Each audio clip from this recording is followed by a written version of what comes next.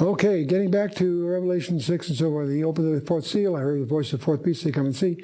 I looked, behold, a pale horse, and his name that sat on him was Death, and hell followed with him. And it's those two are two personages. Death claims the body. That would be the grave, if you will. And Hades claims the soul. They're distinctively different destinies. Okay. But then Revelation 6:8 continues. We just took part of it. So then power was given unto them. Notice the plurality. There's two of them, death and hell. The power was given unto them over a fourth part of the earth. One person in four. Wow. To kill with the sword, with hunger, and with death, and with the beasts of the earth. Now, a fourth part of the earth. I don't know if we can picture that. But try. 1/4 of the earth. Wow.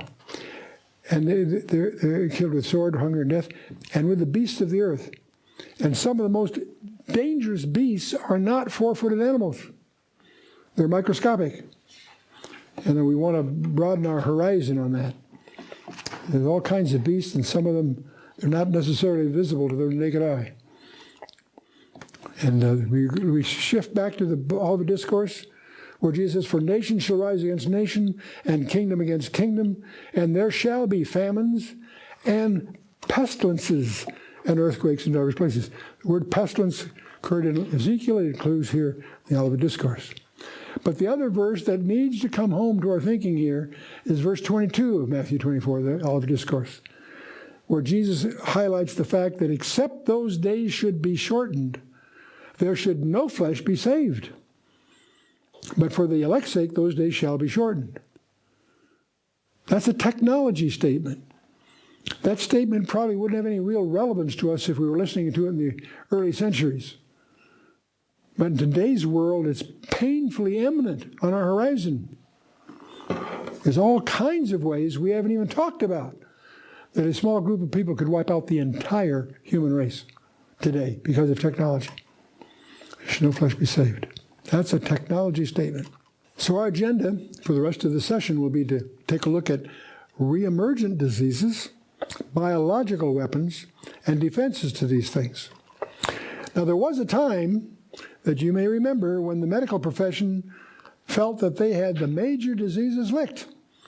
And for the rest, it was just a matter of time. They would list this one and that one, and now is under control, and things are getting better. Yes, there's still a few we're working on, but you had the general assessment that we're winning, except that isn't descriptive. Now their confidence seems tragically premature. Many of the old once-licked diseases are making a comeback in hardier strains than ever and resisting our once effective treatments. We're losing ground in a number of key fronts here. Tuberculosis is an example. There are now newly highly resistant strains of TB that are of increasing concern.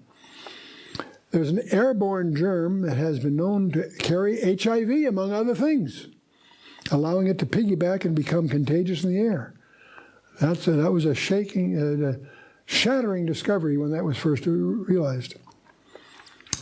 Okay, Staphylococcus aureus, if I'm pronouncing it properly. Staph bacteria are the #1 cause of hospital infections.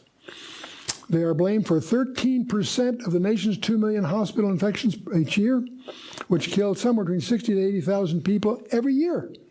Staph, very common, very feared in hospitals. Now there's a new strain of staph that shows resistance for the first time in vancomycin, which has been around since 1970, was used when other antibiotics failed, but now even new strains of staph are showing resistance to that. In other words, the fight is getting tougher, not easier.